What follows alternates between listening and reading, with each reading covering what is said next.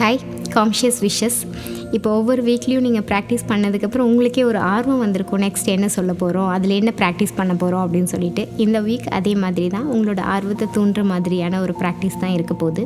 இந்த வீக் ஆடியோவை நீங்கள் ப்ராக்டிஸ் பண்ணும்போது உங்களோட கரேஜ் எந்த அளவுக்கு இம்ப்ரூவ் ஆகணும், அதுக்கு இன்னும் எந்த மாதிரியான மைண்ட் செட்டை நீங்கள் உருவாக்கணும் அப்படிங்கிறது தான். ஏன் அப்படின்னா இதுக்கு ஆப்போசிட் வேர்டு எடுத்திங்கன்னா ஃபியர் அப்படிங்கிறது தான் இன்றைக்கி இருக்கக்கூடிய எல்லா பிரச்சனைகளுக்கும் மெயினான காரணமாக இருக்கும். அப்போ ப்ரெக்னன்சியில் நீங்கள் பேபி இந்த டைமில் என்னெல்லாம் நடந்துகிட்ருக்கோம் அப்படின்னா 11th வீக்கில் தான் பேபியோட பிரெயினில் ரைட் அண்ட் லெஃப்ட் ஹெமிஸ்பியர்லாம் ஃபார்ம் ஆக ஆரம்பிச்சிருக்கும்.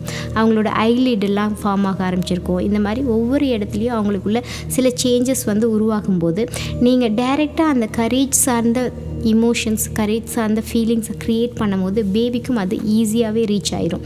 ஏன்னா குழந்தைகளை பொறுத்த வரைக்கும் பிறந்ததுக்கப்புறம் அவங்களோட அந்த தைரியமான உணர்வு இருந்துச்சுன்னா அவங்க எந்த இடத்துலையும் அவங்க ஈஸியாக அவங்க மூவ் பண்ண முடியும். எங்கிட்ட வர ஒவ்வொரு கிளையண்ட்டும் குழந்தைகளை கூட்டிகிட்டு வரும்போது ஃபஸ்ட்டு அவங்க டார்க்குக்கு பயப்படுறதும், வெளியில் போகிறதுக்கு பயப்படுறதும், அதுக்கப்புறம் சின்ன சின்ன சத்தங்களுக்கு பயப்படுறதும், அதுக்கப்புறம் பார்த்திங்கன்னா கொஞ்சம் வளரும் போது என்ன நடந்துருமோங்கிறதுக்காக பயப்படுறதும், ஏதாவது எக்ஸாம்ஸ் ரிலேட்டடில் பயப்படுறதும், அதாவது பெரியவங்க ஆகும்போது இந்த மாதிரி பயம் மாத்திரம்தான் மேஜராக ஒருத்தங்களுக்கு ப்ராப்ளமாக இருக்கும். ஸோ அது இருக்கவே கூடாது. நம்ம பேபி எப்போவுமே ஹாப்பியாக இருக்கிறது மாத்திரம் இல்லாமல் தைரியமாக இருக்கணும். எந்த இடத்துலையும் நல்லது நடக்கணும் அப்படிங்கிற அந்த கனெக்ஷன் இப்போ உங்களுக்கு உருவாக்கி இருக்க மாதிரியே பேபிக்கும் உருவாகணும். இப்போ நீங்கள் எப்படி ஃபீல் பண்ணுறீங்க, நெக்ஸ்ட் ஒவ்வொரு வீக்லேயும் அந்த பாசிட்டிவான கனெக்ஷனை க்ரியேட் பண்ணியிருக்கீங்க, அதே மாதிரி பேபிக்கு உருவாயிடுச்சு அப்படின்னாலே அதுக்கப்புறம் எல்லாமே சூப்பராக இருக்கும்.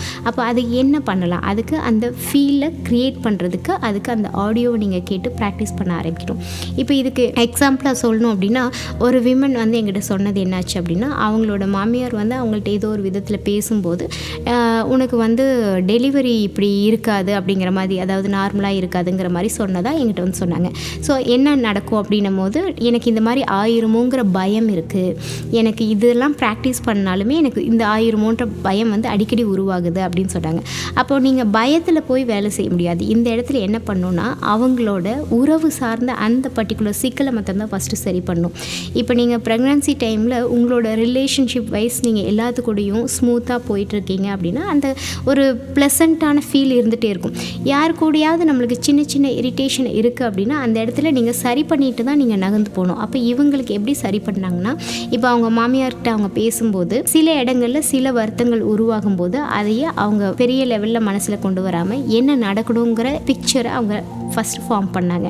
இப்போ காலையில் எழுந்தவொன்னே பார்த்தோன்னே ஒரு ஸ்மைல் பண்ணணும், இந்த மாதிரி பேசினா நம்ம இப்படி பேசணும், அவங்க எந்த இடத்துல ஹாப்பியாக இருக்காங்களோ அதை பற்றி மற்றதான் அதிக நேரம் பேசணும், மற்றதை இக்னோர் பண்ணணும் அப்படிங்கிறது தான் அவங்களோட மைண்டில் அவங்க ஒர்க் பண்ணது. அதை இப்போ ப்ராக்டிஸ் பண்ண ஆரம்பித்ததுக்கப்புறம் அவங்களுக்கும் மாமியாருக்குமான அந்த உறவு சார்ந்து ஒரு இம்ப்ரூவ்மெண்ட் இருந்தது. அவங்க ஃபீல் பண்ணாங்க. ஒரு மாதிரி ரிலாக்ஸாக இருக்கிறது, அவங்கள ஃபேஸ் பண்ணும் போதெல்லாம் மனசுக்குள்ளே ஒரு சின்ன சந்தோஷம் இருந்துகிட்டே இருக்கிறதெல்லாம் அவங்க சொல்ல ஆரம்பித்தாங்க. இந்த மாதிரி அதிகப்படுத்திட்டீங்க அப்படின்னாலே உங்களுக்கு அவங்க என்ன சொன்னாலும் உங்களுக்கு பெருசாக ஃபீல் ஆகாது. இல்லைனாலே அது சின்ன ஃபியரை க்ரியேட் பண்ணி விட்ருவோம். இவங்களுக்கு அந்த மாதிரி ஆச்சு, என்ன நடக்க போதும் அப்படின்றது. அதுக்கப்புறம் இந்த பார்ட்டுக்கு வரும்போது இந்த இடத்துல கரேஜியஸ் ஸ்கில்லுக்கு நீங்கள் டெவலப் பண்ணுறதுக்கு என்னெல்லாம் பண்ணணும், ஒரு தைரிய உணர்வை அதிகப்படுத்தணுன்னா என்னெல்லாம் பண்ணணுமோ அதையே நீங்கள் உருவாக்குறதுக்கு பயிற்சி பண்ண வேண்டியது இருந்தது. அந்த மாதிரி ப்ராக்டிஸை இவங்க ஃபாலோ பண்ணாங்க. அதுக்கப்புறம் அவங்களோட அந்த கரேஜ் ரொம்பவுமே இம்ப்ரூவ் ஆச்சு, அந்த தைரியம் இம்ப்ரூவ் ஆச்சு. அதுக்கப்புறம் பார்த்திங்கன்னா அவங்களே சொன்னாங்க, எனக்கு இம்ப்ரூவ் ஆனதுக்கப்புறம் கண்டிப்பாகவே என் குழந்தை பிறந்தால் அவன் பயங்கர தைரியசாலியாக இருப்பான் அப்படின்ற மாதிரி சொன்னாங்க. ஸோ இதெல்லாம் தான் ஒரு அம்மா எப்படி இருக்குமோ அதே மாதிரி தானே குழந்தை இருப்பாங்க, அது இயல்பாக நம்ம எல்லாருக்கும் தெரியும்ல. அதனால தான் அம்மாக்கே அந்த ஸ்கில் வேணும், அம்மாவுக்கு அது இருந்தால் பேபி அதை மாதிரி தான் இருப்பாங்க அப்படிங்கிறது. இப்போ நம்மளே டெவலப் பண்ணிகிட்டே இருந்தோம்னா தான் பேபிக்கும் அது இயல்பாக போய் சேரும். அதுக்கான ப்ராக்டிஸை தான் நீங்கள் இப்போ பார்க்க போகிறீங்க, லிசன் பண்ண போகிறீங்க. அந்த ஆடியோவை கேளுங்க, அதை லிசன் பண்ணுங்கள். நெக்ஸ்ட் அடுத்து 12th வீக்குக்கான ஆடியோ கேட்குற வரைக்குமே இது ரெகுலராக ப்ராக்டிஸ் பண்ணுங்கள். ஏன்னா ரெகுலர் ப்ராக்டிஸுங்கிறது ரொம்ப இம்பார்ட்டண்ட். நீங்கள் ஒன்ஸ் லிசன் பண்ணதுக்கப்புறம் நீங்களே அப்ளை பண்ணி பார்க்கணும். தனியாக உட்காந்து நீங்களே அதையே உங்களுக்குள்ளே ஓட விட்டு பார்க்கணும். ஆடியோ போட்டு கேட்குறது அது ஒரு தனி ப்ராக்டிஸ். ஆடியோ இல்லாமையே அதே மாதிரி நீங்களே ட்ரை பண்ணி பார்க்கணும். அப்பப்போ கொஞ்சம் மைண்டை காம் பண்ணுறது, ரிலாக்ஸ் பண்ணுறது.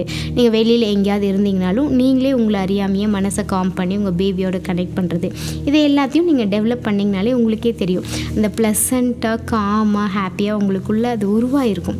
அந்த ஸ்டேட் நீங்கள் உருவாகிட்டிங்கன்னா பேபி வெளியில் வந்ததுக்கப்புறம் அவங்க வாழ்க்கை அமேசிங்காக இருக்கும். அதை வந்து நீங்கள் வார்த்தைகளால் பார்க்கவே முடியாது.